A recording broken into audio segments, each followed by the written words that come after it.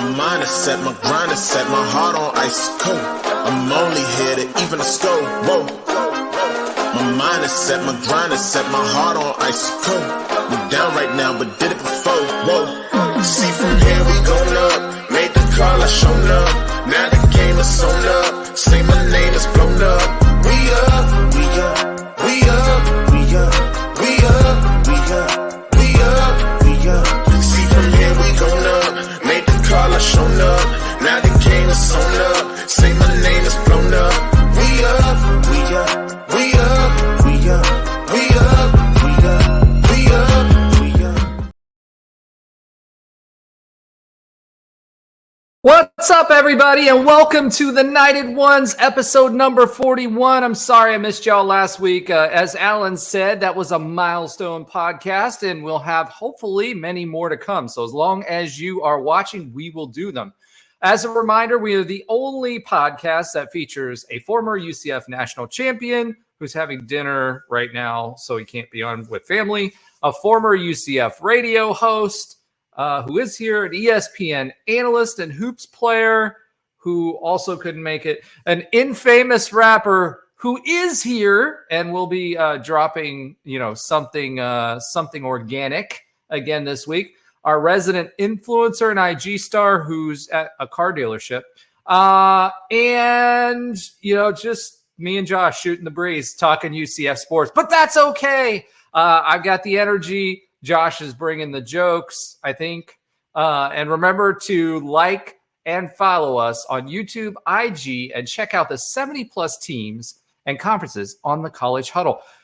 Speaking of which, I was actually on the College Huddle, and we had a new episode drop last week that talked all about the updates on the impacts of the NIL lawsuit. So make sure you go check that out. We went pretty in depth for about an hour or so, and how it's going to affect not only UCF, but other Big 12 teams. So that was an exciting show. This week, we're talking a little bit of Cruton. We're talking some of the pre-season stuff is starting to come out, so I'm excited about that. We'll talk a little bit about what UCF got paid this year. We got some scheduling news.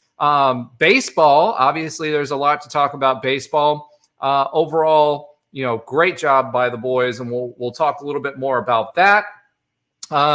And there's transfer news for UCF baseball as well. So that's exciting. And always we'll have Josh with his funny fact of the week, which Alan kind of threw it in Josh's face last week. And remember, we have stats versus facts. And last week it was Alan. So it'll be interesting to see what Josh comes up with this week. But last and certainly not least, but definitely last, but there's only one other person this week, Josh Lazar. Baseball's out of the regionals, poof like Houdini. M's back on the scene, rhyming clean like it's 03. Sports at UCF, nope, not much on TV, but the Knighted Ones got you with content and sick freeze. The infamous 16, be well aware, because the text chain light like helium through air. Roger sending you to freeze without a care. Is mystical fighting and I'm helping the bear. Back to the show, did you know it really sucked? It's only outdoor track for the next 2 whole months till August when men's soccer goes for the brace and less than 90 days till football rushes those gates. So we're here to fill your empty summer with flows and puns like a baseball shortstop grabbing pub subs. He's got it runs. It's your UCF sports show, the Knighted Ones. Come on, Roger Phipps and the crew. Let's have some fun. Let's go. All right, so Roger Phipps and the crew is Roger Phipps and Josh Lazar this week. Did I hear that correctly, that you said Nobra and a pub sub and runs? Is that what I heard? We're going to get the lyrics. We're going to probably look up the lyrics. So let me break it down real quick. So we're here to fill your empty summer with flows and puns. Like a baseball shortstop grabbing pub subs, he's got air runs. Okay, I thought it was Nobra in there. I didn't hear the baseball shortstop because we always talk about what Nobra's eating before each show, and this week he was using a fork, so it was not a pub sub. I don't know what it was, but he was not eating a pub sub. So let's see. Just like Kendrick, there's multiple layers to it. So there's a little bit of that. There's a little bit of Ben on the pub reaching the top store of bread that he does, and a little bit about our shortstops getting errands. Yeah. That was Mikey Kluska having a rough weekend. But we will talk about baseball a little bit later. Let's start off with a little bit of football. As you mentioned, less than days. So time to get a little excited. Hope everybody has their tickets because it's I have a feeling this season is going to be popping. And we're going to have sold out stadiums. Great. We mentioned the schedule earlier. I'm excited about the schedule.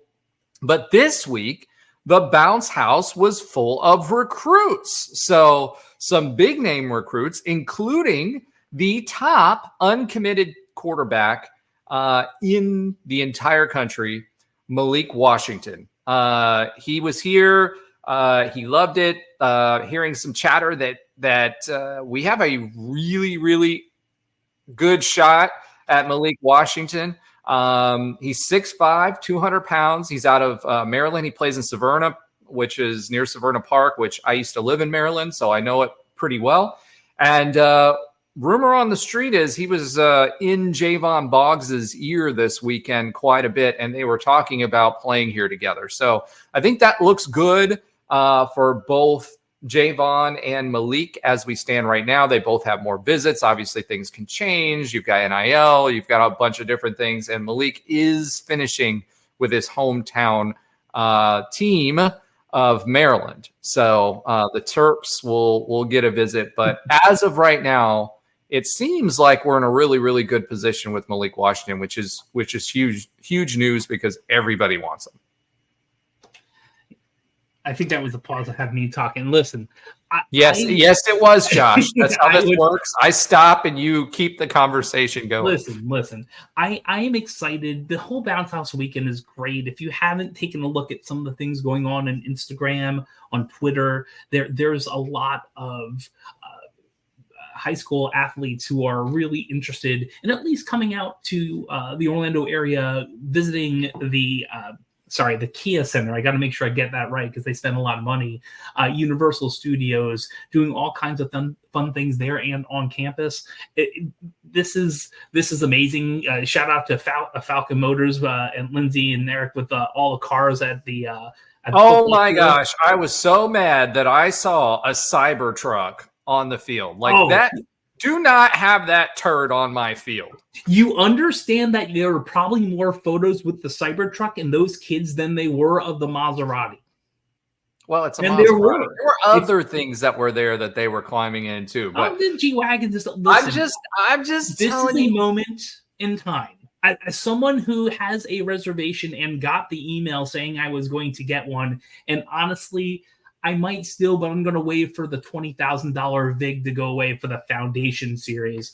It's a possibility, but you have to understand the moment and what young people are into. And when it comes to cars, the Cybertruck is something that anyone who is 17, 18 years old really, really into. Now, again, I'm sure they're with the Maseratis and the G-Wagons and everything else. If there was a Hellcat there, it probably would have been fine, but They couldn't put a Hellcat on the field because someone would have done donuts at the 50-yard line. I mean, you just can't. For those of you that don't know, I have a Scat Back. It's my third one. I absolutely love it. It's a Charger, so it's got 4 doors. I travel back and forth between Orlando a lot, so the Hellcat would just be too much gas. My 392, believe it or not, actually gets in between 27 and 30 miles per gallon on the highway. So it works out perfectly for me. But yeah, you cannot jump into a Hellcat and not do donuts. So especially at that age. So that would have torn up the UCF logo. Someone would be drifting. It would just be bad. Yeah, I'm with you. I'm with you. And so anyway, you are incorrect for the target audience. And that target audience took a lot of pictures in that Cybertruck. Now, they also took pictures and a lot of other things too. I could give it a year. It's not on the field, right? More than likely. But at this point in time, when they are rare, that's still a thing. That's still a thing. So anyway, I will, going back to the entire weekend, I love the graphics that went out.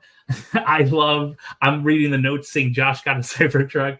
I will say this. I really, really appreciate everything that has gone on from a UCF perspective to show all of these athletes not only what you can do on the field in a Gus Malzahn offense, but what fun you can have in Orlando. I was in Columbia, Missouri last week, and beautiful town, wonderful people, and some decent things to do. I was actually surprised how much their downtown was nice and had a lot of people out and about, even during the summer session. And you can't go to Disney or Universal in 20 minutes from Columbia, Missouri, as much as I enjoyed that town, right? I've been to Oxford. No, I mean, the only thing you've got is the Tom Sawyer Museum or something out there. But I went to a bar called Twain. I mean, yeah, there's a lot of Mark Twain stuff. What I'm saying is they are great. University of Missouri, great university. Ole Miss, great university. And college towns, pretty much and absolutely. Orlando has a lot more going for it other than just UCF being this behemoth of a university in east of Orlando. And I think encompassing both Gus Malzahn and all the things going on within that offense, because people want to be in those type of offenses. And the other things that Orlando has to offer is a great package instead of just keeping everyone right in at UCF proper, which you can still do well. So, yeah, I mean, there were recruiting pictures. Obviously, other universities were having their recruiting weekends this weekend too, Florida being one of them. And one of the players there was taking a picture of his hotel room, and there were cracks in the ceiling and whatever. And meanwhile, our guys are riding roller coasters and Islands of Adventure. They stayed on property at Universal. So, back in the day, Scott Frost, they were just going to Disney for dinner. Yeah. But now in today's game, they can host them the entire weekend. So it was actually pretty interesting. They stayed there the entire weekend. They came back via bus to campus. And then they did the car thing. They did the graphics. And remember, the reason you're not seeing as many graphics come out now is because you're only allowed to do it for guys that are on official visits now. So all those cool shots that we saw this year and in previous years that you saw from a bunch more people, they're no longer allowed to do that. But yeah, I mean, the recruiting experience is bar none here. I don't think we have really good food options here. And they're really, showcasing that this is a place where you not only want to come to play football, but also to live. So the university, we heard it from Trey. We've heard it on many other people and recruits that I've talked to over the years. The university sells itself, but then being able to layer on something like that with the weather and everything else that was going on is a real advantage. And I'm glad that we're taking advantage of it. Speaking of which, although we've been talking about potential commits, UCF did land a 3-star offensive lineman, Gavin Blanchard, this weekend. He's from Wesley Chapel, Florida, which is out west. He's 6'3", 300 pounds in high school. He's the 10th verbal for the 2025 class and the second O lineman of this class. Now, if you go and look, if you go and look at what our recruiting rankings are, we are sitting right around 28th for various sites, and that's largely because of the number of recruits that we have compared to everyone else. So adding, we have the 4-star, we have our average star is right up there with the top recruits, but a lot of top schools. But the recruiting itself is now a numbers game. And so this was a good ad for us. It was an offensive lineman. He's, a pretty good sized dude, 300 pounds already. I remember that wasn't too long ago that none of the UCF offensive linemen were over, 280, 290. They didn't break the 300 mark. And you really need that because he'll put some muscle on in our weight program. And as Kansas State and some of the other games from last year showed, we really need that additional heft on the line. Yeah, I think that if Herb Hand tells me or has someone that he's reviewed and he wants, done.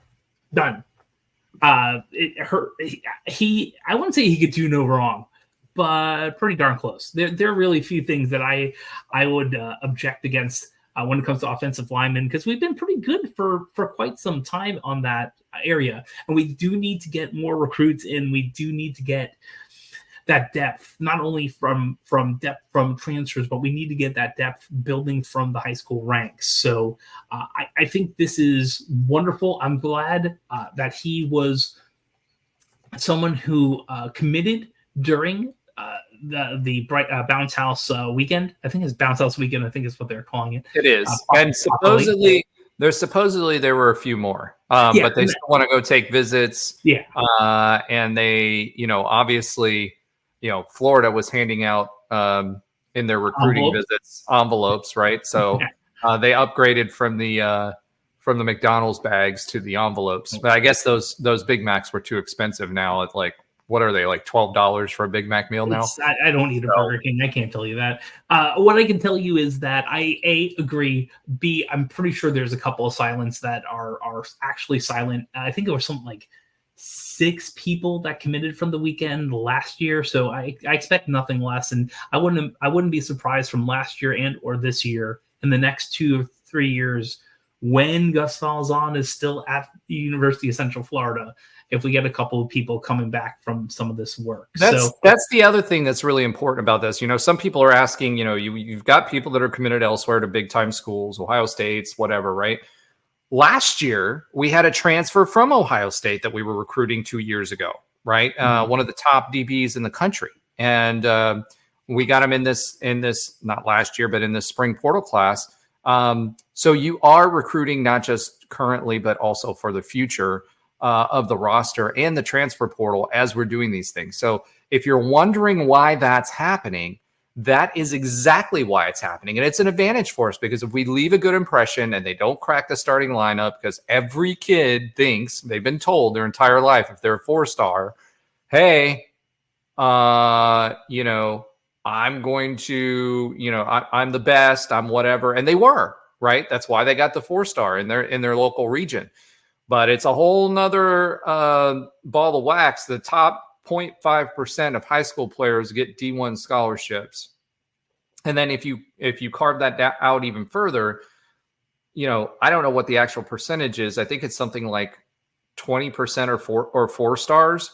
And of those 4 stars, then you have, Alabama, that you have 25 schools that you're competing on 85-man rosters. And a lot of these kids will go in, and especially if they're skill kids, they think they're going to make the roster. Chances are you're not. So take your bag for your year, right? Go through the strength and conditioning program, and then they realize they're not going to play. Then they start portal hunting. So that's exactly what we're doing. Autry was another big visitor this weekend. He's a huge visitor, borderline 5-star guy, depending on where you look. And he was very, very positive as well about his visit to UCF. So that could really help defensively. Yeah, and whether that happens now or in the future, I mean, we'd be lucky to have a lot of these young men who are going to do amazing things on the football field in the future. Autry, he had a recruiting video, I think, at the end of his visit. I saw that on. They did it for a few of them, yeah. They were nice. And I don't know if they were. I think most of them were similar, but not exactly the same. So they did slight edits for the. Well, they did. They changed They just basically did the front end of it with the roller coaster shot, and then they, at the end of it or towards the middle, they changed it to their photo shoot. That was in there, and that's basically what they did. Yeah, that's just bringing out 7 lights, Roger, now with the video. Hey, listen, 10 years ago, those kinds of shots would have been really expensive to do on a roller coaster. Now it's not. So, strap a GoPro to them, put it on there, ride it. You saw Eric DeSalvo losing his mind in the front. I love that. with he him. does and it for the brand. He does it for the brand. We need DeSalvo. Hey, we want you on the show. We need to get you. Well, I mean, I can talk to him. I mean, we talk on a regular basis. I just haven't broached that subject. There's been some other people we've been trying to get on, and he's been busy with recruiting. I mean, he's extremely busy during recruiting season. So now that it's kind of getting to the off season, this might be our window. So great idea on that, Josh. Yeah. It's interesting. So like between him and Jimmy, I mean, it's interesting. So, Jimmy left. Yeah. Jimmy left and came back. Yeah. Jimmy was gone for a while and then came back. Like he was here for a really long time, left and then came back. Whereas DeSalvo has been here the entire time. Well, I think Jimmy wanted to leave and get more experience, but maybe the idea was always to come back. But I mean, Jimmy, and when I was in the Rowdy Knights, when I was a student, him and I and some others went to. I think he went to the Penn State game with me. Remember that whole bus story? I think he was on the bus with me. Adrian. Do you remember the joke we told about that bus story? No. Yes, I do. Actually, but listen, let me get him on. We'll get Jimmy on the show. Maybe we'll see if he remembers any of that stuff. I'll tell you this though. I remember we were doing some stuff when O'Leary was just coming into UCF, and we were putting these like O'Leary cardboard things around campus, and with a Coca-Cola because they all paid for it. It was me and Jimmy and a bunch of other Rowdy Knights and other UCF fans. And there was, and Gert Garman, who's another just amazing UCF legend in her own time, if you're not familiar with her. This is guerrilla marketing all day, every day, because we have no budget. And we just had I had some great memories working with that crew. And it's just really amazing to see that this is like 20 some odd years later, that everyone that has still been around, like there's very few people who have been at UCF for 20 plus years or darn near close in athletics or otherwise. I mean, I've been paid by UCF for over 26 years over 26 years now. And even in my own department, there's not a lot of people left. So within the sports and football, it's just great to see. It's like not just Manny. Manny's been around forever, but there's some younger people, like people in their 40s who've been there since their 20s. And some of that you just don't get at other universities. That's like the difference with UCF versus other universities when we're talking Big Five or a Power Five and Power Four and all these things that are going on. All right. Why, I'm sorry. I didn't mean to cut you off. I was going to go right into that's why we're now like on Lindy with 4 teams instead of the 3 it's always been, and what Andy Staples was talking about recently, which I know you're going to get to in a moment. Yeah, actually, I was gonna. Thanks for the pivot, but I was actually gonna pivot that into NIL a little bit because that has a lot to do with what we're doing from a recruiting perspective. So yes. It's great that we have a great social media team. I think we learned a lot during the 2017-2018 season. We have our voice and our personas that we put out there. But, that's now extended into NIL. And all of the sports have seen a significant increase in NIL. We actually had more NIL dollars last year than what Oklahoma State had for its basketball team. And it's increased this year. For baseball, they had a huge lift in their NIL, and they're going to have more of a war chest. And we'll talk a little bit about the transfer portal for baseball a little bit later. But for the sport that we're talking about, football, one of the things that SJ Tui has been doing a really good job on is bringing both folks that are UCF affiliated, like our Crypto King that we had that had a I think it was a $5 million, which was at our time the biggest contribution we've ever had.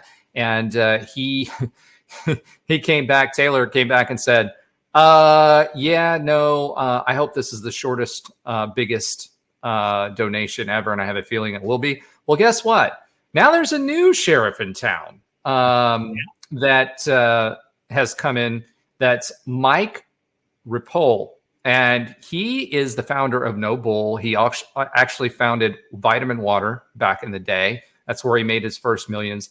And now he's got another company called No Bull, which, by the way, Tom Brady recently folded his TB12 line into the company for its stake. So he's involved. I think he's got 40% ownership in the company now as well.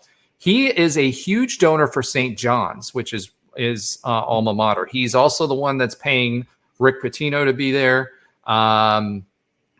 He infuses a lot of cash into that program. And so now he's adopted UCF. And for those that don't know, he actually lives in Islesworth in Orlando. He was becoming more involved in basketball. He's a big hoops guy. He played hoops. But now he's getting into football. So one of the things that UCF put out today was RJ Harvey is now signed with No Bull.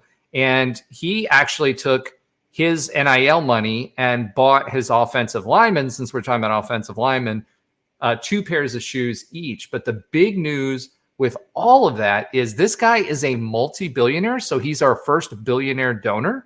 Some of our previous donors, were not, biggest donors were not affiliated directly with UCF, actually ECU. And now we've got someone who's affiliated with St. John's, and it's kind of like the Tillman Fertitta effect. So I expect to see a lot more. And then you've got the close tie-ins, obviously, with Tom Brady. I expect a lot more money to be flowing. And if we can wrap in, you got Taylor, you've got him, you've got all of the other people that have been so generous to the university for so long, the Nicholsons and all of those other folks that you've heard about. That bodes really, really well for us to be able to move forward as the players become more costly with this NIL lawsuit that we've had recently. So that's huge news for UCF to have a multi-billionaire in their fold and publicly come out and say he's adopted the team. And it's not just the football team, but also the basketball team. And that's a really, really big step forward and a direct result of being in the Big 12. Josh, what do you think about that? I love it. I love it. So I grew up in New York. I think we talked about that. When I was growing There's up, only one borough in New York, according to you. So, yes, we've Long talked Island about it. Yeah. No, and I think this guy grew up or went to school in Flushing, so we're not that far away. So here's the thing.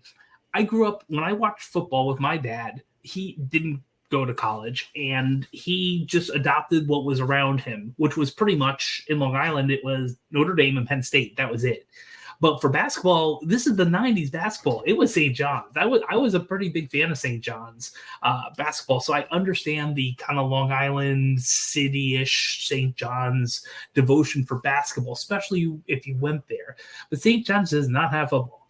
And to be honest, Mike is probably in the double gated Islesworth. If you've never been there before, Islesworth has one gate on the outside, and once you drive through a little bit, there's another gated area within Islesworth. That's like the shack-ish area. Well, that thing. Hold on, Josh. Have you ever been through both gates? I've only been through one gate, not the second gate. Ha! I know that because I drove around because I didn't know what I was doing, found the second gate, and couldn't go through it. I've been through both. Yeah, it's so, but he's like that second gate that no one else can go through. Yeah, I know probably. What you mean. Unless you have a boat, which most of them do. So this is great. I understand where he's coming from as someone growing up in New York, not as a billionaire, right? But as someone who grew up in New York, didn't have a football sports team, had a basketball team that I liked, came down to UCF, lived in Orlando ever since. And, well, I adopted UCF because I went there, but I get the idea. And so I love this. I love this RJ Harvey. I can't. Dude, RJ Harvey wouldn't even tell them that. He when he announced it to the team, this is what kind of great character guy he is. We talk about, in this era with all the transfers and stuff, not being able to root for people. You should 100%. I mean, JRP is that kind of guy too, but he gave up his NIL. I don't know if people realize this or remember this. Last year, he gave up his NIL to share it with the teammates on the online too. He actually announced that it was coming from No Bull. Didn't announce that he was actually taking his own money and buying this stuff for the O lineman, taking care of his own lineman. He didn't even take the credit for that. It actually took Jimmy Skiles, since we mentioned him earlier, to come out and say that. That's what you want in your running back. That's what builds teams, right? That's what you want. You got your star player who's super humble, extremely talented, who's coming out and doing that. It reminds me of a few football players. One named Barry Sanders that came out of Oklahoma State, that went to the Detroit Lions and obviously made a name for himself. Now, here's the thing.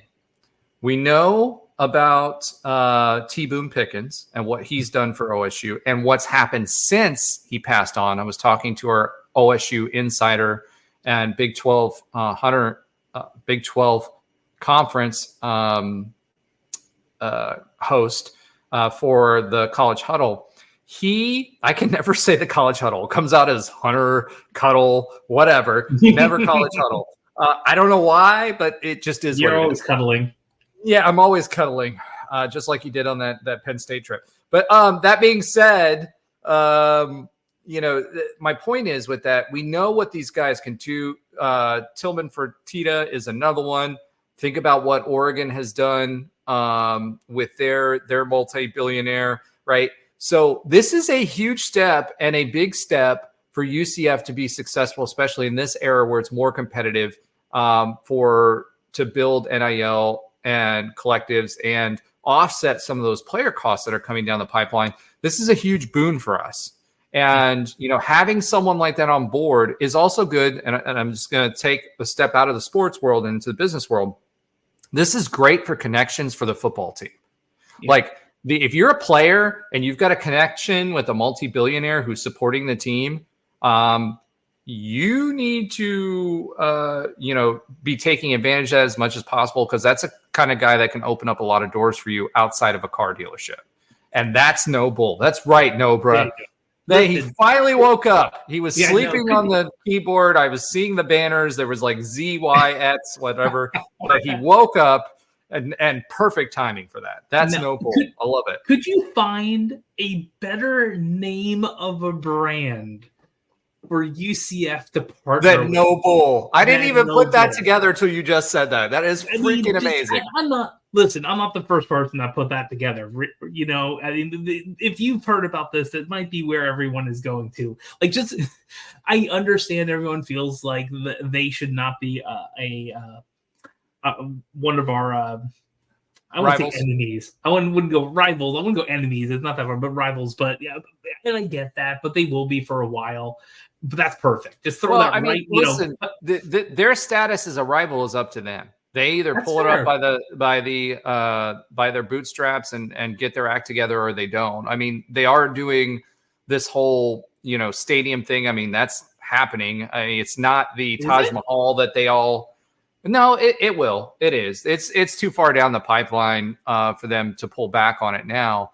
But I will say that, I will say this: the challenge for the Cows now is that the Cows, and it would have been even better if it was no cows instead of no bulls. But the challenge for the Cows now is this: they said no to a stadium when they had the opportunity to build something like ours, right?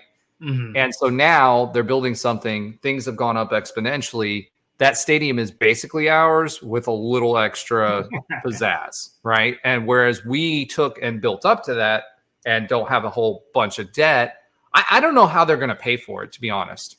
Well, that's going to be fun, but that's not our problem. And as Nelson would say, I mean, we're just at this point where.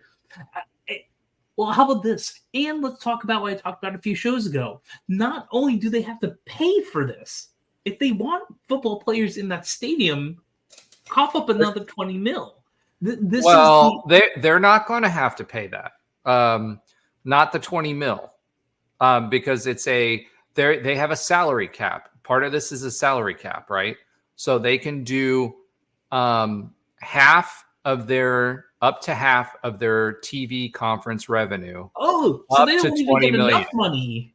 Yeah, so even if they had the money and they're pulling it out of general funds, Oh, Nobra again. Nobra. All right. Good.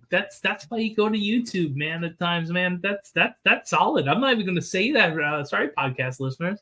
That's great. All I can say is money and cows. That's all. They don't Listen, got money. they don't got money to blow. Let's just put it that way. They don't, and that makes me feel even better because they don't even have. And that was a Birdman reference for Josh. That was a Birdman reference. Oh, well, cows don't fly in any weather. So, we have a. I love that. I didn't realize that part of it. That makes it even better because they can't even keep up with us because they're not. Their conference payout is like $10 million. The most they can spend is $5. It feels so. It's good to be the king. So I will say this is great. This is great. You've made my day. I didn't realize that part of the contract. We could just end it right here. That's why I'm the host of the show, there, because I make your day. You know everything. I understand. I didn't say that. I will. That's true. You know a lot, though. I will tell you. So, and I know we're kind of going around this, and we'll get back into football and whatnot, and maybe we'll talk about Lindy and Andy Staples. There was a great meme I saw when we beat Oklahoma State in the baseball conference, the first game, and it was. Oh my gosh! Hold on. You don't get to utter Oklahoma State's name on this podcast. They lost to Florida twice today. Oh no! How did they lose? That team is solid. How did they lose to Florida twice today? They were in the winners bracket in their regional, and they lost to Florida. OSU is now dead to me. Oh, yeah. So Florida's going to a super regional. First, they didn't deserve to be in that tournament, let alone, OSU. Come on, bro. I didn't know. We had an excuse with Florida State, but Florida, they were not a good. We beat them this year. They were not a good baseball team. I know, and yeah, and UConn's beaten Oklahoma. I know they're not in our conference anymore, but yeah. All right. So okay. So those other cows. How about that? There was a great meme with them, and it was a Toy Story meme with Woody and Buzz, and Woody being the Oklahoma State or the other cows. I don't know if you want to call them that, and Buzz being UCF, Space U and all that, and I feel like if we keep beating them in most things, that might be our rival. And honestly, I'm not mad at that. Our new Big 12 rival, and I am not mad at that. Well, okay. So if you go back to, I also did another on the College Huddle. I did the Big 12 preview for UCF, right? So go check that out as well. And by preview, I mean like the introduction to for the Big 12 listeners to UCF. And one of the things that we talked about there was that, one of the questions was, who should our rival be? And so as we came into the conference, everybody just assumed that OSU was going to be one of those teams because they have been successful and programs that have been successful, that was going to continue to be successful and kind of take Oklahoma's place in the hierarchy of the Big 12. The challenge that OSU has is they don't have the money they used to. And so you're seeing that effect. I mean, the fact that OSU has less NIL money last year than we did. Yeah, that's kind of sad. That is sad considering we moved up. Man, we're all with the cow puns tonight. But we moved up, right? And as we moved up, that team had less NIL money than we did coming from a G5 budget. So they are they're going to be hurting. But what I told him on that podcast was that I wanted OSU to be our rival. And we've kind of beat them in just about everything. So it was funny because OSU fans, I think, and this is a positive about all of this, I think that from a respect level from other Big 12 fans and specifically from OSU fans, we, even though we didn't have the season we wanted to in football or any of the other sports, I won't say that in any of the other sports because we overachieved, and we'll get to that on baseball and basketball. But, I think that we made a name for ourselves and solidified ourselves literally as the creme de la creme of the schools that came in and moved up from the G5. And I think that was a big part of UCF fans or UCF earning respect from fans of other fan bases. And I agree with you. I want them to be our rival too. And I think we're well on our way. Screw Cincinnati. As much as I listen, you're from there.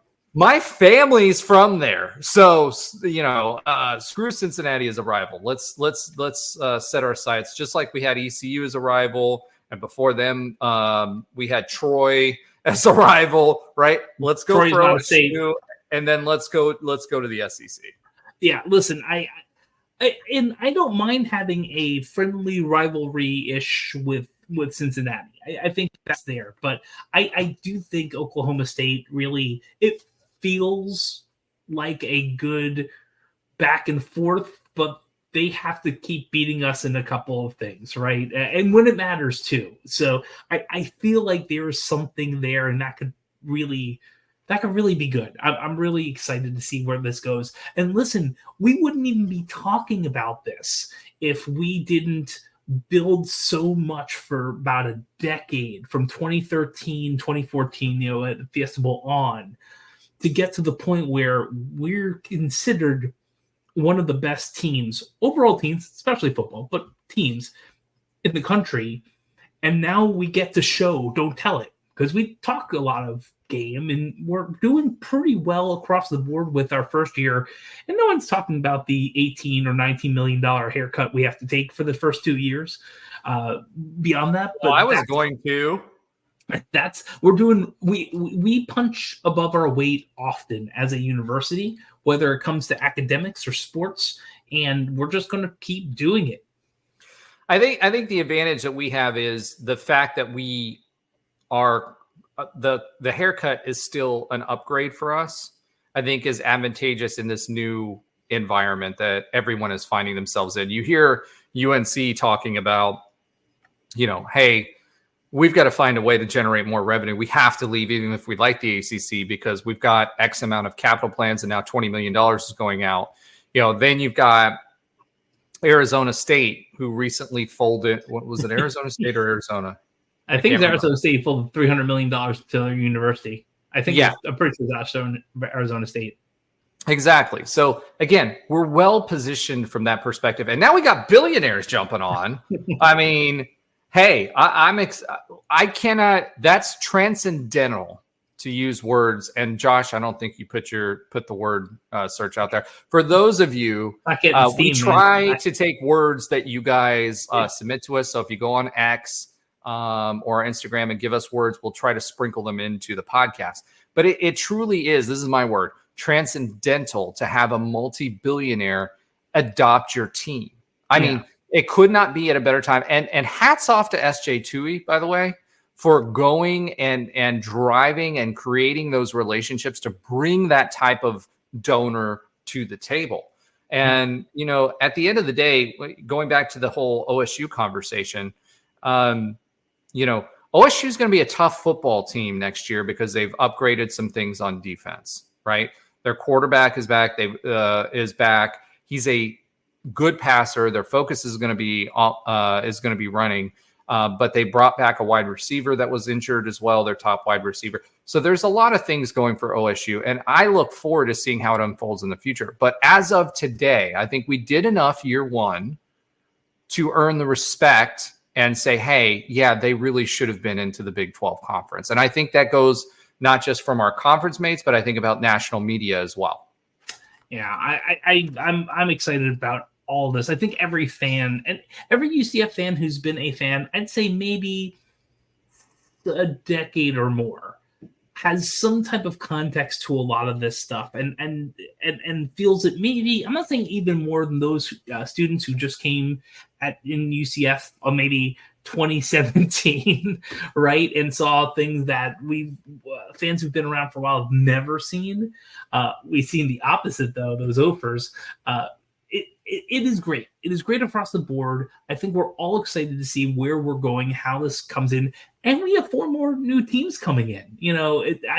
I'm going to try to get out to one of the Arizona games. Both Utah teams are coming out here this year. I mean, it's going to be fun. We got 2 games on Big Fox. Yeah, well, let's talk about that. So, that was another thing that we had in here. So Josh is just like pushing us right along in our talking points. That's off the dome. I'm not even looking at show notes. The dome. Oh my gosh. All right. So UCF, this was announced this week. UCF will be playing TCU in primetime on Fox at 7:30. So a couple of points about that. One, I think that shows that Fox's expectations are that we're going to be really good this year, which it seems to be, which seems to be the opinion of pretty much everybody, media and everybody alike, that we're going to be really good this year. And I also think that shows to everyone that's here. I don't know if that's because the Texas and Oklahoma slots will be open, so we have more Fox slots that are available. But I think at the end of the day, what that means is UCF is taking that step into that upper echelon of Big 12 sports, that we will be given the opportunity to get that national exposure on Josh, we'll get that national exposure on those TV slots. And last year we didn't really get those. This year we're being given that opportunity. They haven't announced the entire season. Obviously, there'll be 10-day holds depending on how everybody's doing during the season, and if we pony up to it. But this to me shows confidence that Fox has in our ability to draw fans and also create engaging games that will draw those fans as well, and how well we're going to do. I fully expect at the end of the year that it will be that Utah, and I said this on the Big 12 huddle, I fully expect that Utah game will have implications for the conference championship at the end of the year. So I buckle up, UCF fans. I know we've kind of been mediocre compared to what we usually are, like what we expect, right? But buckle up, Big 12 fans and UCF fans, because I think UCF is going to be for real this year. And I really think that this is going to be one of those special seasons. Yeah. I agree with that. But the old school UCF fan in me, I know we're always going to assume the worst. Asterisk on the when everyone is healthy. When, not if, when. Well, the difference is we got a lot of depth, right? Especially in the linebackers, DBs. We got Ja'Cory Brown in the quarterback position now. That's fair. We've got wide receivers that we've brought in. We've got running back depth in spades. O-line would be the only place that's a little questionable for me. And knock on wood, don't put that juju on me, Josh, as far as the O-line is concerned. We got 3 good offensive linemen. We brought an All-American offensive lineman in. We've got a couple of others as well. Drake Metcalf supposedly has taken a step forward. That's the only concern for me as far as injuries, because I think we're going to be good. Ja'Cory Brown was expected to take over at Miami. And I think if he has enough time in the system, and I think the difference is KJ Jefferson is not a run-first quarterback. So I'm not scared that he's going to hurt himself like JRP, as much as we love him for it, running over, 260-pound linebackers when you're, 205. We love the fact that you put your head down and do that. But from a quarterback position, we have a pass-first quarterback that leads Arkansas in completions, had a 65.1% completion percentage last year. We talked about the middle of the field, led in yards, led in touchdowns all time at Arkansas. So we've got to pass our people. Yes, he can run, but he doesn't when the pocket breaks down, which is more McKenzie-like. And I know everybody hates this because we always compare to McKenzie, but McKenzie was the gold standard. He operates, I'm not saying he's McKenzie. I'm saying he operates with a pass-first mentality first and can climb the pocket and climb the ladder in the pocket, and then can get outside of the pocket when it's necessary. Yeah, that I was thinking. I was wondering where you're going with that, because I was thinking, wouldn't that be Culpepper until you went pass first, climb the pocket, and then I'm like, he tried, but there's a lot of running there. So yeah, Culpepper and Bortles are more analog than anything else. Bortles was very Culpepper-like in the sense of how they played the game. Yeah, and think that, I'm glad Bortles didn't tear an ACL, or he actually think Culpepper had a 3-fer, and that really did change his game significantly. Bortles, I wish Bortles had the opportunity with a stellar team consistently, because he's pretty much was 1 or 2 plays away from the Super Bowl with the Jags, but that was a slight anomaly with an insane defense. So yeah, we have a lot of depth. You are 100% right. I'm really interested to see how this all plays out, especially when we'll do a preseason preview, and all of that stuff. But as it stands right now, I'm really, really confident in this football team, way more confident than last year, especially with the linebacker depth. Even Gus had an interview recently where he brought that out. Speaking of that, and we've been talking a lot about media, Lindy's brought out the Big Four cover, and guess who was stacked above Miami? Miami had this little head popping up at the bottom of the magazine. There was Florida State, and UCF, right? And RJ Harvey graced Lindy's. And that was one of the things we always talked about, right? Because Lindy's was one, because they have an SEC cover as well.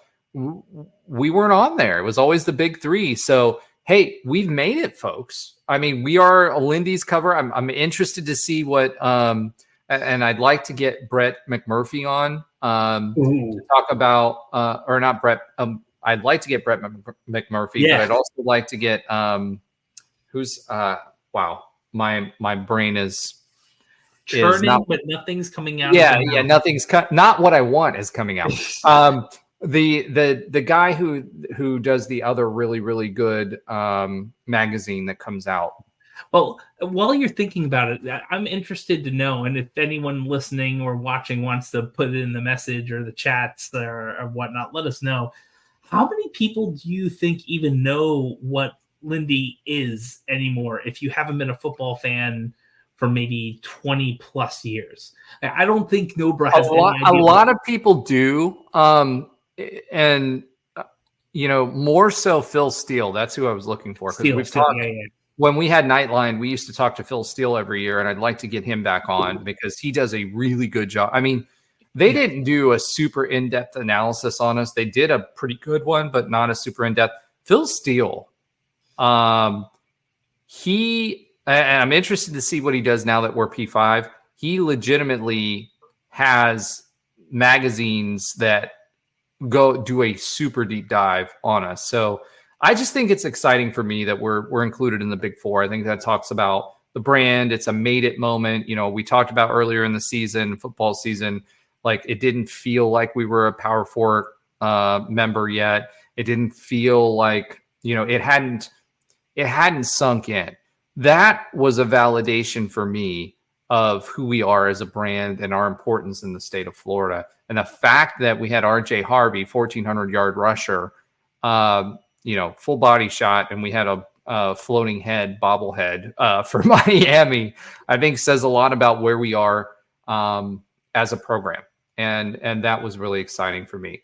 Another media personality we want to talk about, Andy Staples. He did a 4-minute segment on 3 today, talked about UCF quite a bit. And here's what he's expecting. Offense to be really good. His ceiling was the Big 12 championship title. So he expects us to be contending for a Big 12 championship title. Our floor for him was 7-5. And the more important thing is he said, I don't think UCF will not be contending for a Big 12 championship. Like that, those days are over. So his expectation for the program is a lot like ours. And I think we have turned the corner. I think, for a long time, we've been talking about the little brother or the little program that could. I think that narrative has changed. They understand what we have. They understand, Gus Malzahn, the fact, and again, it goes beyond Gus Malzahn. It goes to this program, this athletic department, this president who came from Missouri, by the way. He was the chancellor of Missouri. Yeah. This president, since John Hitt, have had a commitment to excellence in athletics, and that's not going away, irrespective of who the coach is. If you think about our national relevance, in spite of all the coaching changes that we had, that is a commitment that isn't going to change. And I think the advantages that we have, other people are seeing them. We got the logo now. We got the title of a Power 4 conference. And we're in the state of Florida, and all the things we talked about in recruiting, and we've got the funds, and if we got billionaires under our belt, as long as Taylor. And I don't want to take away from Taylor because that's huge. Yeah. At the end of the day, we are better positioned, I think, than yes, the SEC is making more money, but I think we're better positioned than Florida. Florida State is well positioned, but they are hurting for money. People haven't talked about that quite a bit, but they have huge deficits there. I think that we are well positioned to make that jump to compete for the Big 2 in the state of Florida long term, as long as the rug doesn't get pulled out from under us, with the Big 2 thing and a separate contract and all that stuff. So I think what you're seeing is you're seeing the media replay what we're saying, but they're not fans. They're media, national media. Josh, any thoughts on that? Yeah, you said it all, and I'm going to get you right back to it while you're taking a drink for these you're listening. I think we're set up well. I really do, and honestly, I love that Andy Staples or anyone in the media is seeing the same things we are seeing. I think that's really the key to it. I think it was something like the Florida 7 wins. Well, we've been talking about that around here for a while. And that's the more that people see the program, see what we're doing, believe in what we're doing, and come to their own conclusions that are similar to the ones with maybe black and gold colored glasses have. I think that's great. And I think we're going to see more of this. I think we're going to see more of this in the national media when we start ramping up, once we get through the literally nothing at UCF except for the outdoor track championships until between now and early August. I think we're going to see this in July, in early August, ramping up to our New Hampshire game. And this isn't just, and I want to point this out, for all of you guys that are out there hating on Gus Malzahn, part of this is Gus Malzahn. Absolutely. He gives us legitimacy, right? Oh, yeah. He gives us 100%. legitimacy in the college football world. No, 100%. And that's, and there, is it fair to say that, I want to say if there's even issues with the offense, I think we've given enough time for all the things and all the changes that have happened to both UCF and the college football world to catch up and understand what's going on and how these things work. And Gus and Christy, honestly, will have kind of changed things around as a program. And I really think that I'm not saying this has to be the show don't tell season, but it needs to be certainly better than the last few we had. Can we be transparent? Sure. All right, let's be transparent. Gus Malzahn was pissed off last season. At the end of last season. I mean, as mad as we were, this was the first losing season for Gus Malzahn ever. Yeah. If you don't believe that Gus Malzahn is going to do everything that he can to come back and try to win a championship this year, I don't know what else to tell you, because that man, I've met him, and he's hyper competitive. He might have this aw shucks, I'm going to eat, smothered and covered at Waffle House and give you coach speak answers. But he's intense on as a football person. He's intense. He's just as passionate as the rest of us. And he took that as a personal affront.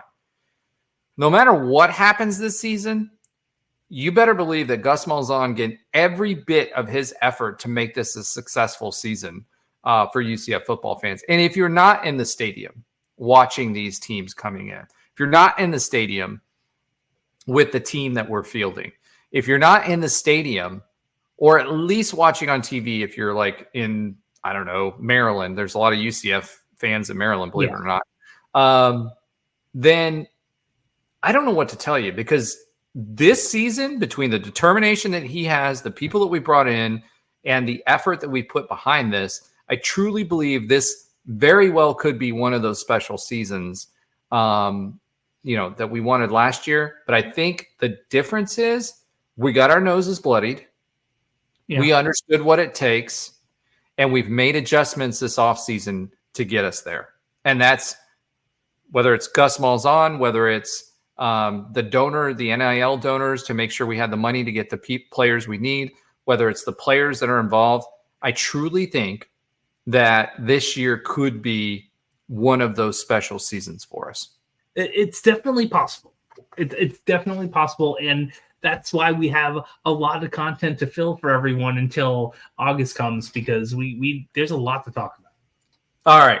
So one other quick thing that's football related, not necessarily UCF related, other than who we're playing in bowl games. So one of the tidbits that came out is that the Pac-12 conference is we all know it's a mess, as they're kind of extricating the four new teams are extricating themselves from the Pac-12 and joining the Big 12. Their contracts were through 2025. So what's happening with the bowl agreements right now is the 4 Pac-12 schools will continue to play Pac-12 bowl games through 2025. Oklahoma and Texas will continue to play Big 12 bowl games until 2025. So interesting tidbit, little details that nobody has talked about, up to this point, because quite frankly, it's low down the list, right? But that means that we our bowl rotation will still include, in spite of Oklahoma and Texas playing an SEC schedule, will still include Oklahoma and Texas in our bowl agreements. So we can't play Oklahoma in a bowl game. I would say this. So what's interesting, I'm wondering if the same rules apply on how to rank and order the Big 12 bowl games. I'd love to start researching that. Or can we just put Texas into the Cure Bowl or something like that? I don't think they would do that from a TV partner perspective. And that's fair. That's fair. So, but I do think it helps us with our chances if we do well and we don't make it to the championship game for whatever reason. Knock on wood. Yeah. Don't put that bad juju on me. I do think that gives us an opportunity for the Pop-Tarts Bowl in Orlando. So I hope so at some point. And I will tell you this. Josh, I know you just want a piece of the giant Pop-Tart. Oh, that's 100%. I'm going to try to find my way to get down there and eat some of the Pop-Tart after it goes into the toaster. The best gimmick of all of the bowl games. And I think other bowl games are going to try to one-up it this coming year. I would say this.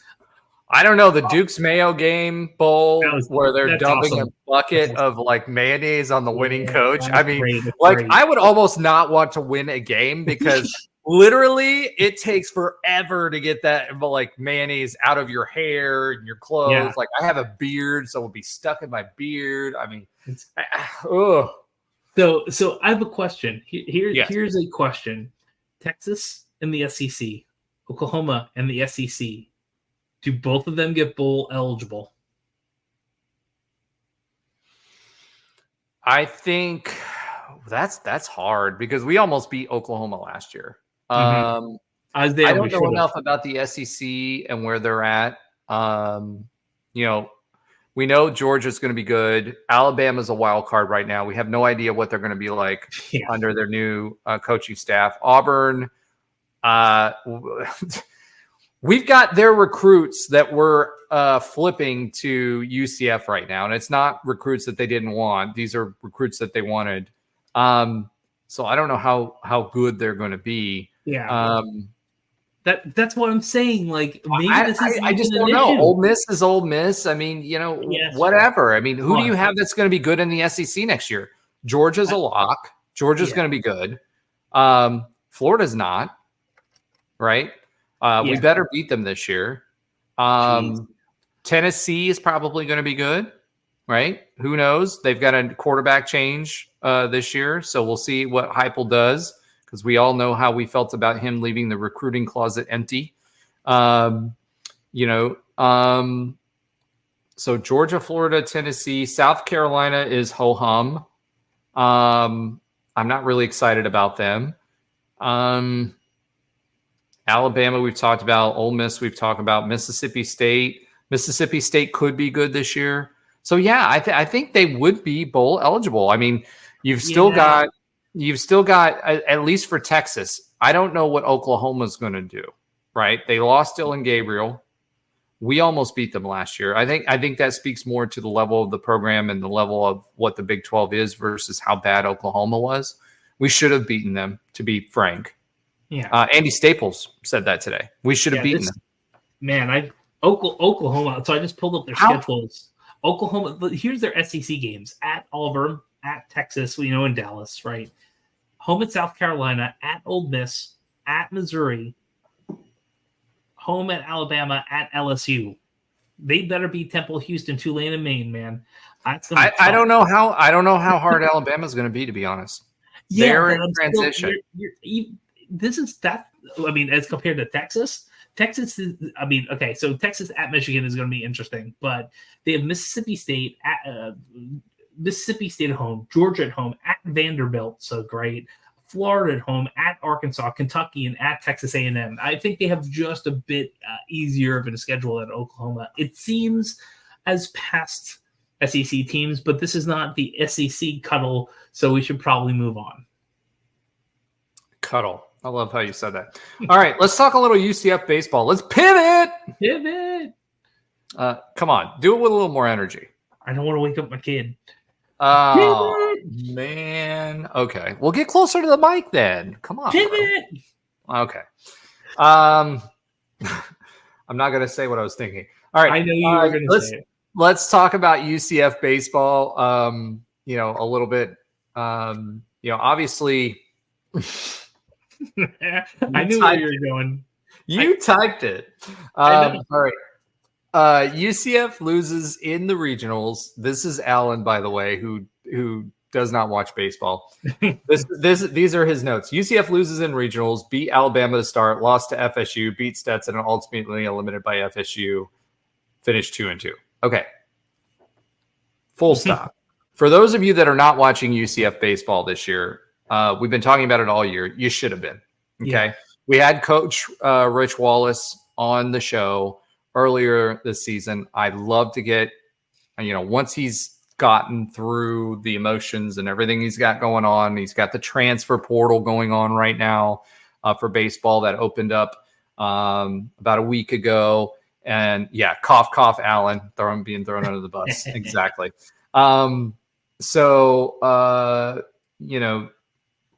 He's got all of that going on. I'd love to get him on the show and kind of do a season recap. This was his first season.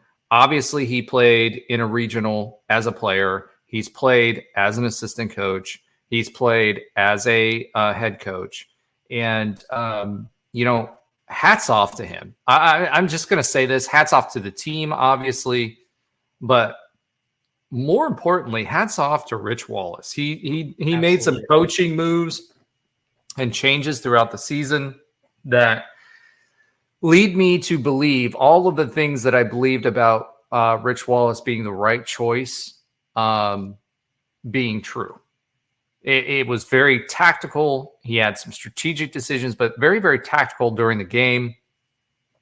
You can tell I feel like some of our past coaches had a game plan, stuck to the game plan no matter what. What I saw that was different about Rich Wallace is he adjusted his game plan mid-game and also mid-series, whereas our previous coaches didn't. And I think that's and then the other part about it is coach still has that player's mentality where he wants to win as much. This is his alma mater. This is his pride and joy. This is the Scott Frost moment for him, except he's doing a lot better than Scott Frost did.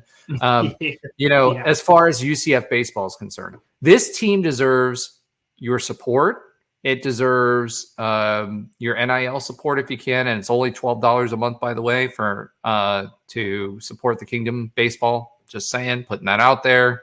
And they played a heck of a lot of really, really gutsy baseball this year. It's funny because I've been talking to the guys in our text talk about how this team was a 7th, 8th, and 9th inning team. They would come out hot a lot of times in the first 2 innings, and they'd kind of go silent. And then 7, 8, 9, I never was afraid that they wouldn't be able to hit well enough to make it a game. Now, as far as this regional is concerned, obviously we beat Bama. Andrew Sundin had that game timing hit that he had.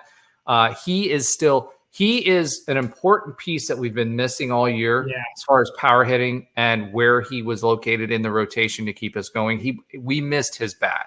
Yeah. During the regional, he didn't have the power that he normally does. He couldn't run.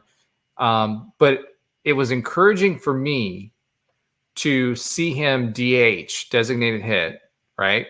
Yeah.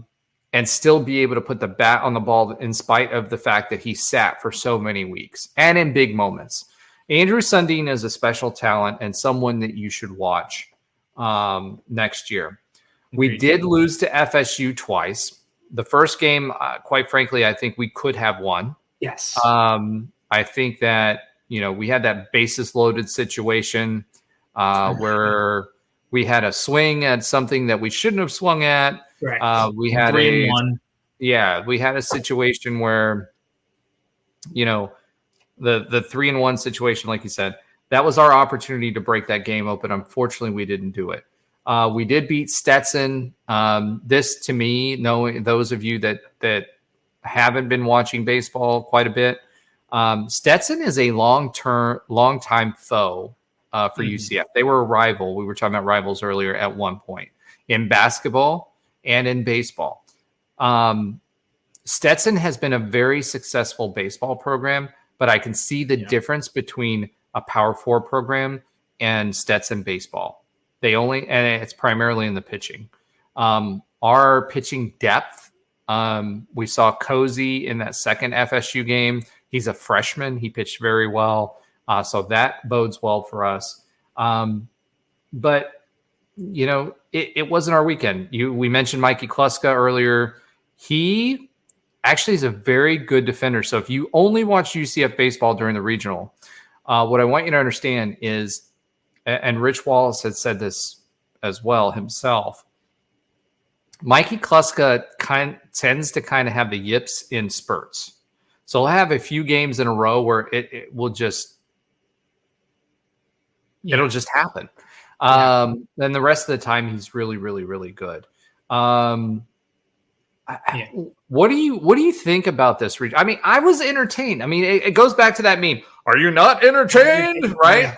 I was 100% entertained. It was kind of like basketball in the sense that, I mean, not quite, because I think baseball achieved more than basketball did.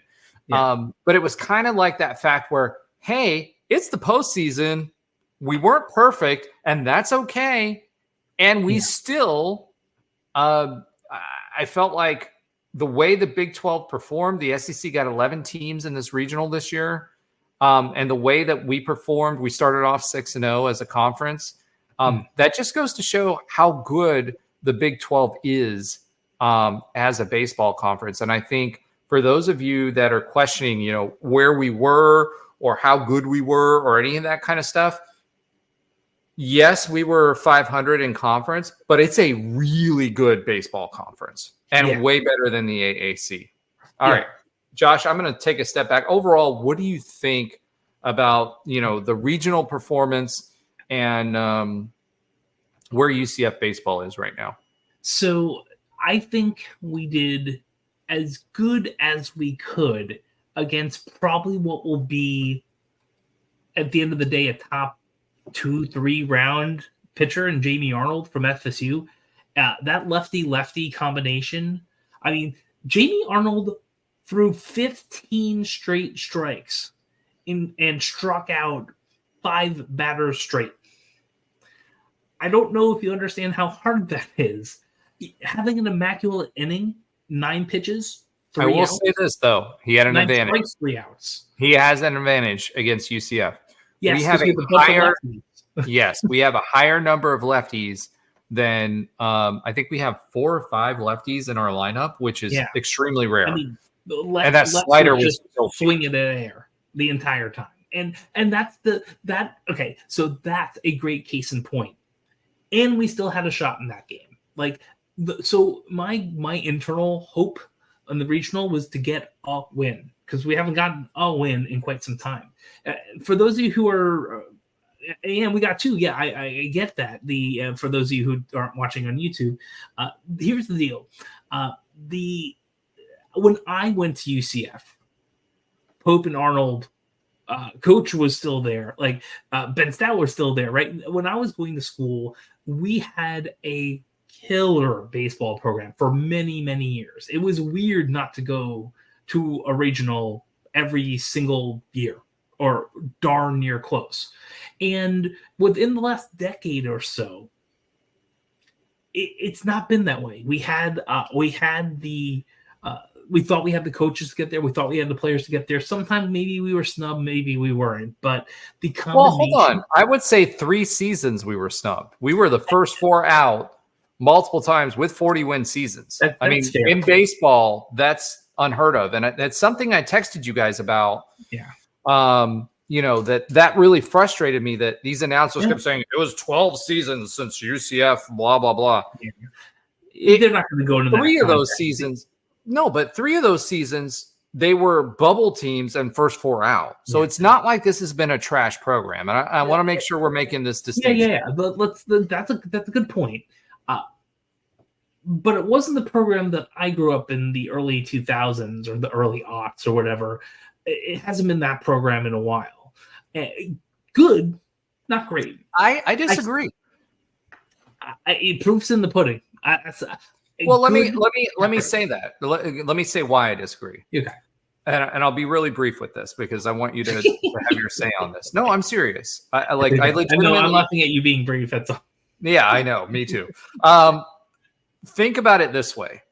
Most of those teams that you're referencing, the Pope teams, all those other teams, those were ASUN teams, right? Yes, they're 1-bid leagues, but who we're playing against in the ASUN versus who we're playing against in the Big 12, 2 completely different ball games. And yes, I'm using a baseball reference, right? 2 completely different ball games there.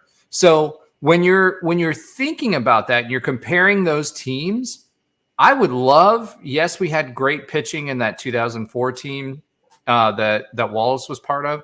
I'd love to place them into the current schedule and see how they do, because I don't think, even moving up to, think about ASUN versus CUSA, which was a good baseball conference when we were in it, and then the Big East, which became the AAC. You had Houston, you had Tulane, perennial teams that have, ECU is a phenomenal baseball program. They were phenomenal, right? They were a great football program in the late 90s, early 2000s too. But they've kind of fallen off. ECU has not fallen off in baseball. Not in baseball, no, absolutely. And had they not had their 2 starting pitchers go out with injuries 3 or 4 weeks ago, I think they went a lot farther and been a lot more dominant in baseball. But at the end of the day, those are 1-bid leagues. They're 1-bid leagues for a reason. Yeah. Right.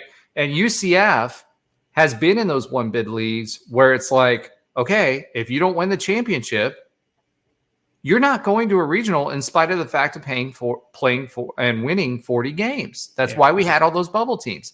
So I would argue the point that UCF baseball as a program was just as good, if not a little bit better. I just feel like the competition didn't make it as easy because in the ASUN, the circumstance. Well, the ASUN, look at us as a program versus everybody else we were competing with, right? Look, I've been to these schools. I know what they look like. I know what their facilities look like, et cetera, right? So at the time that we were at ASUN, we were this huge public school. We could compete. We win the league. You move into the AAC and the Conference USA, there were a lot more peer schools as far as athletic departments were concerned that we had to grow past them, which we've done now, right? Yeah. Southern Miss was a great baseball program for a very, very long time. Still is, but they're, so you're talking about 4 programs to 5 programs that are regional teams on a consistent basis versus the ASUN days. And then you move up into the AAC, the Cows, they made it to a super regional in 2018. You had ECU, you had Houston, which had traditionally a really good baseball program. They didn't this year, and now we move into the Big 12. Okay, I said I was going to be brief, but we're all over. That's why I'm going to stop. But did I illustrate my point though? You did, and I can see that point. I will see this, that we are now in a conference where it isn't a one. Basically, everyone in the semifinals and beyond are getting into the regionals. Even West Virginia making it to super regionals and taking over. Like they took over the winners bracket, which is great. So it is a solid conference, and that's going all the way back to your question. My thought on the regionals in the season. I think the case in point that we were in that FSU game, the first FSU game against probably one of the best pitchers in the nation, and we had a shot at potentially tying it late in later innings against a team. FSU is typically good. It was a one losing season in 75. Mike Martin's in Hall of Fame's probably everywhere. I think it's 32. What was that? 32 World Series. They haven't won, but 32 World Series. I think they won like 32 or 34 straight regionals or something like that. Yeah, they are a good program. It is, and we hung with them well the first game. Second game, we actually hung well with them until the 5th inning. Right, we ran out of pitching because we had to play an extra game. That's what that was. Of course, and so that's why my take, we did really well. We outkicked the coverage, to use another sports analogy. We did really, really good in this baseball season. Coach did wonderful job. I hope we have enough power and arms coming back and arms coming in, and people stick around, and maybe, I don't know if Nil will help get people out of the MLB draft. I doubt it I doubt it, and I understand. No, but we do have a top 25 class right now. Yeah, and I still think we're going to continue to push forward, and it's easy to do well in this conference and get to the point where we have to host. We gotta get hosting back. Look what it did for softball. We need to host, and we need to be able to host, because if the next time the time we host, I feel like will be the time we get to the super regionals. And now we have a ballpark. There's an inherent advantage. I mean, FSU was ranked the number 18 in the country going into this, right? And there's a reason for that. And what I really compared it to was not the pitching, because we had the pitching advantage. But if you looked at their lineup, 300, 310, blah, blah, blah, across the board. Our guys, we had some 300s. We were missing Sundin, which was huge, in my opinion. Yeah, we had a lot of 260s and whatever. As much as we were talking about Mikey Kluska, one of the things that really was eye-opening for me was Braden Calise. He really has come into his own. He was a freshman this year, played for us. I think he's going to be a really good player for us for a very long time. And by the way, 2 of the FSU starters were UCF players last year. They kept talking about Drew Farrow, and they didn't mention the fact, and I think they did that on purpose, that they were in a UCF uniform last year. Same way with Cam Leiter, who was injured the latter part of the season. We didn't face him, but he's a really good pitcher. So I think we just stepped up to P4 competition. Could we beat anybody on any given Saturday or Friday? 100%. Did we miss? Boxrucker? He was pretty good at times. Our pitching staff, the Doms, were really, really good. This was a very good baseball team. And if you're measuring the success of not winning the regional based on that, we still had a very good baseball team. We were missing some pieces for a super regional because remember, the super regional is like making a Sweet 16, right? Yeah. We were missing some pieces for that, but there's a lot of reasons to be excited about UCF baseball. And John Giuliano is one of those reasons. He's a donor. Coach Rich Wallace is a big reason. That guy, again, wants UCF to succeed more than I think even a lot of our fans do. So he's all in. This is his Nebraska. And I keep using that reference, but this is his Nebraska. And one of the things, we talked with him on the interview, but we've also talked with him outside of it. If you're a former player, you are still competitive. And if this is your program where you came from, you want to be successful. That is Coach Rich Wallace. If he could, I think he'd take BP with the rest of the guys and be in the lineup in a UCF uniform. He is that competitive, and he expects and he challenges the guys. It's not Greg Lovelady was more like supportive coach. I think Rich Wallace is hyper competitive and wants to win. He's supportive of his players, but he still has expectations of what UCF baseball should be because this is his destination school. It's not his step up, which is what a lot of other baseball coaches want. True. And that didn't help for some other baseball coaches here because to be the step up, you have to excel. He's. I'm excited for the team. I'm excited for next year. This is probably one of the best sports teams in all of UCF this year. It's probably the most accomplished, outside maybe one woman on the track team, but. Renaya Jones is who you're referencing. And let me say this about that. This crop, I saw this question being asked. This crop of UCF coaches. Yeah, exactly. The first time, a couple more things with Roger. Great one. Great one, Nobra. But I'm excited about this because I feel like as a program, the coaches that we have, and you think about it, excellent football coach, excellent softball coach, excellent baseball coach.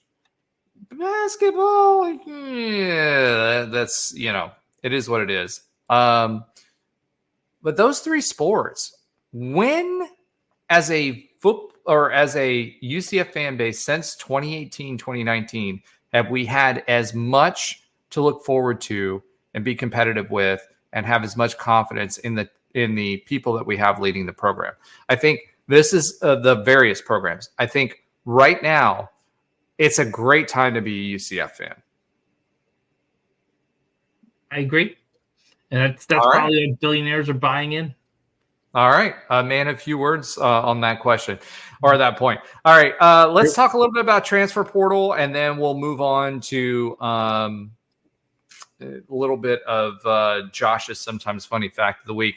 So UCF did have as we mentioned earlier, the transfer portal open, right? So it opened up last week. We have till the end of the week. We had originally 3 at the beginning of the day. We had 3 guys in the portal. This right now we have 7. I do think Rich is going to go out there and try to improve like he did last year.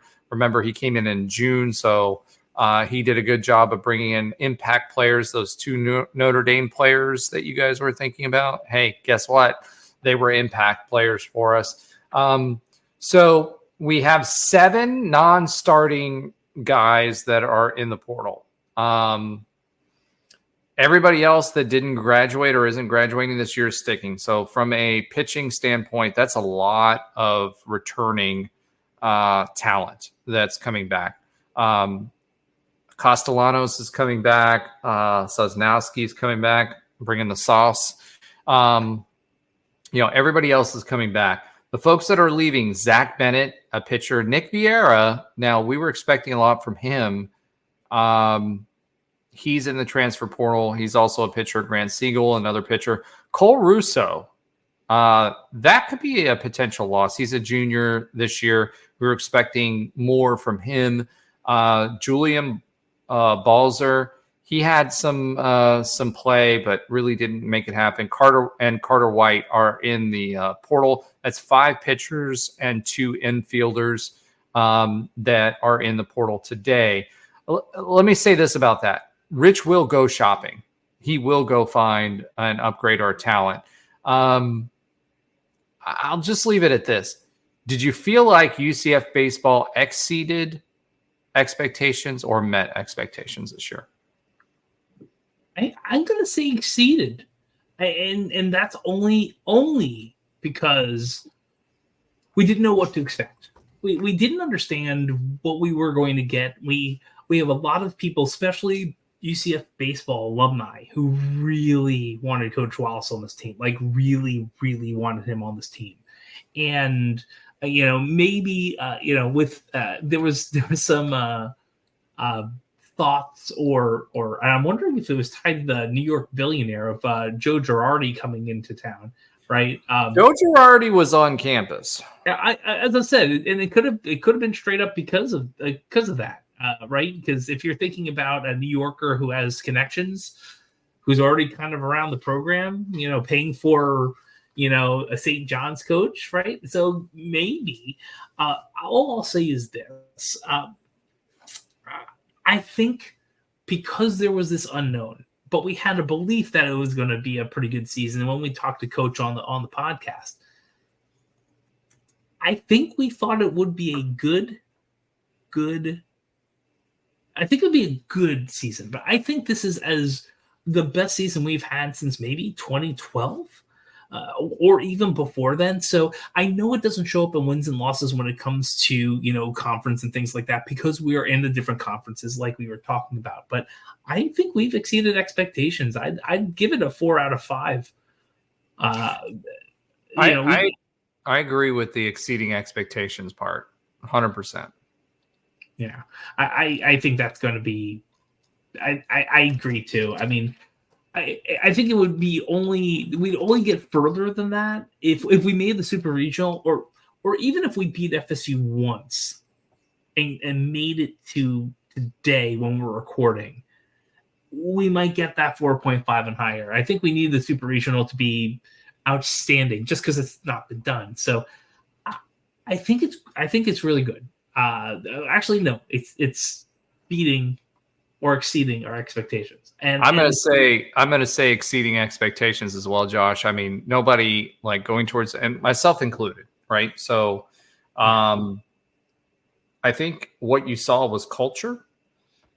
And I think that is, I know that's like a business term or whatever, but from a culture perspective, I think there's a lot to be said for a former player that has been there before in a UCF uniform and his ability to influence. I think there's a lot to be said for someone who helped get Notre Dame to a College World Series. I think there's something to be said for, the tutelage at FSU baseball. I think there's a lot to be said for this team. We didn't know which way they were going to head as they got into the postseason. And, they did well in the Big 12 tournament. They did well in the regional. And it was either us or FSU going to the super regional. And that was the number 8 team in the country with all of that history that we mentioned. And we were competitive. So It was a fun season. I loved watching UCF baseball this year. I love what I see that coaches doing from a coaching perspective in game. I love his fire, and I think it exceeded my expectations. I expected a lot of Coach Rich Wallace. I didn't expect it necessarily this soon. So let's just put it at that. Okay. With all of that being said, support the team. Yes. And since Alan decided to take the night off to go buy a car, Josh, what is your sometimes funny fact of the week? So this is going to be a pretty easy one, I hope, but we'll see. When you say it's easy, it's usually not. Well, think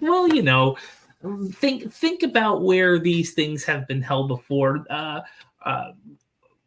The only sporting event you're going to see a UCF athlete participate in is probably happening during or after you listen to this podcast. It is the 2024 D1 Outdoor Track and Field Championships, and they were announced for a location and a university that's happening in a few days. Where are those championships happening? Think about sports and running and who might be interested in hosting that or have the facilities for that. I'm going to say Oregon. On the dot. I try to lead the horse to water. But yes, that's happening in Eugene. And that is, I think it's happening in Eugene. I think it's in a couple of days. I just looked at it. And of course, now I have can't remember it. I think it's happening the 4th, 5th, and 6th. I have to check that out. They'll be on ESPN2 and ESPN, men's and women's. And under the predictions, who's predicted to win on the 100-meter, on 100 hurdles is another woman from Florida, not Renaya Jones. It's Grace Stark who is the predicted to win. Well, hopefully that isn't true. So I'm going to say I expect Renaya Jones to win. However, this year, it has not only been the Renaya show. Several of the other track members that we've had have set records, have in some of the longer events, because Renaya, 100, 200 meters, that's kind of her. Yeah. 60, that's kind of her. Yeah. Right. And, for me, like this team in track and field, like a few years ago, we had a really good shot putter, female shot putter. This year, this track and field team, outdoor track and field team, has done a really, really good job in several of the other heats. So make sure that you're watching them, because it's the Renaya Jones show. Yes, she's an amazing athlete, almost Olympic person, just simply because she had a bad start on one of her events. That's probably nerves, but this track and field team is worth your time. All right. There's 3 women who are headed to Eugene, actually. Long jump, 100-meter hurdles, and 400-meter. I hope one of them wins. It would be amazing. I'd love to see that. All right. Okay. Do we want to talk about here's the funny part. Quick update on other UCF sports that Alan does not watch. We've talked about them all.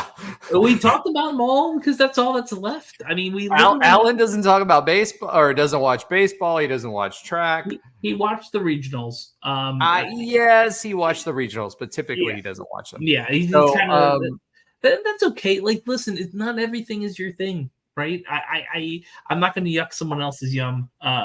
So I'm not giving him a hard time. It's just our thing. I know. He's sitting in a dealership trying to get a car. Come on.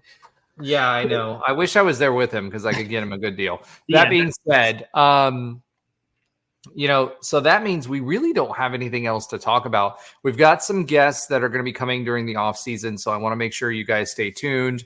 Some exciting folks that'll be coming back. and then we'll gear up for the football season. Josh, thank you for putting up with me this week. Nobra, thank you for putting up with us this week. Nobra had worked through some very, very tough circumstances to be here and do this for us, so we're very appreciative of that. Nye is doing some work for us as well on the Instagram, so keep an eye on that. Make sure you're watching the College Huddle. Apparently, they like the UCF guys, so we're going to be making some more appearances on there. I'll be on there. I'll be recording with them next Monday, so you'll be able to see my good hair again next week. But all that being said, this is effectively the end of the sports season for the year, with the exception of track. Take stock. Enjoy it. We're on another level, and we're succeeding in spite of the fact of moving up, as we always have. Go Knights and charge on. But it's just me. So the notes have a weather show. Are we going to talk about you?